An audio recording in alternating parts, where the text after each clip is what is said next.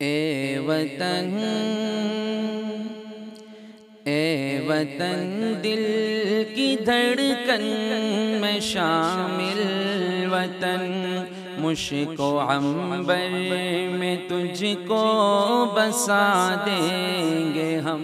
پاکستان ایک نظریاتی ریاست ہے اور دنیا میں نظریاتی ریاستیں بہت گنی چنی تھی۔ لوگ کہتے ہیں کہ پاکستان میں دنیا میں ایک پاکستان نظریاتی ریاست ہے اور ایک اسرائیل نظریاتی ریاست، اس کے علاوہ کسی تیسری نظریاتی ریاست کا وجود نہیں ہے۔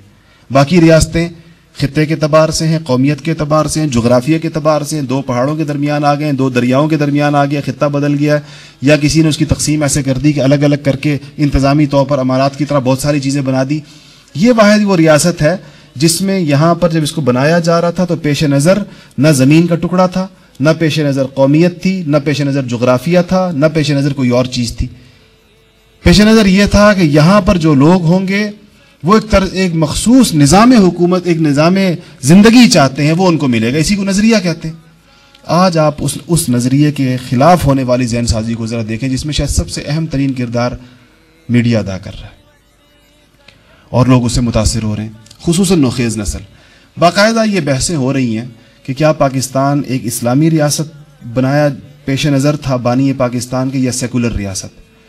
یعنی اگر دیکھا جائے تو یہ کتنا بودا سوال ہے کہ اگر ہندوستان ہر ایک کو معلوم ہے کہ ایک سیکولر ریاست ہے، یہ کوئی پوشیدہ بات نہیں، ایک سیکولر ریاست ہے۔ اگر سیکولر ریاست ہی چاہیے تھی ہمیں بھی تو یہ بٹوارا کس لیے ہوا تھا پھر؟ آج باقاعدہ یہ بحثیں چھیڑی گئی ہیں کہ کیا علامہ اقبال نے کوئی پاکستان کا خواب دیکھا بھی تھا یا نہیں دیکھا تھا؟ کیا علامہ اقبال ایک علیحدہ ریاست چاہتے بھی تھے یا نہیں چاہتے تھے؟ اور اس کے اوپر ان بحثوں کے نتیجہ یہ نکلتا ہے، ایک عام سامع وہ اتنی ہوشیاری اور کاریگری کے ساتھ کی جاتی ہیں کہ ایک عام سامع سننے والا شکوک و شبہات کا شکار ہو جاتا ہے۔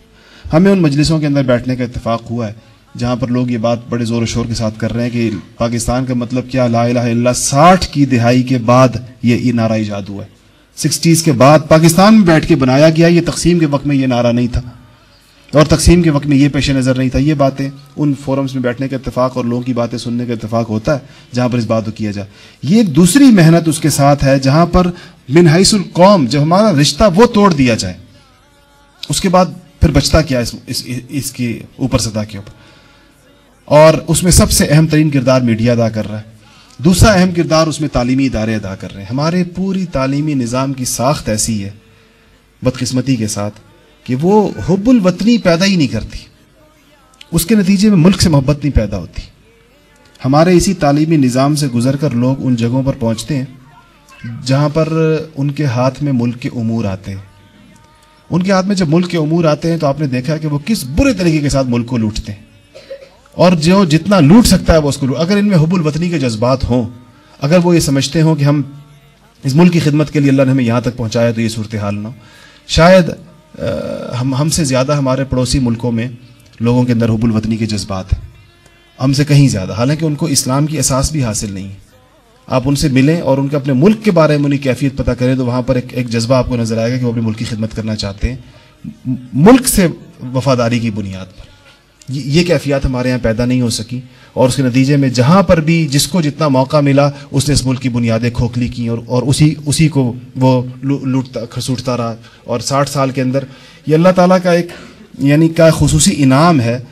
دنیا کے بہت سے مفکرین نے یہ بات لکھی ہے کہ جن آزمائشوں سے پاکستان دوچار ہوا ہے اپنے قیام کے ان 60 سالوں میں، اگر کوئی اور ملک ہوتا تو کبھی بھی قائم نہیں رہ سکتا۔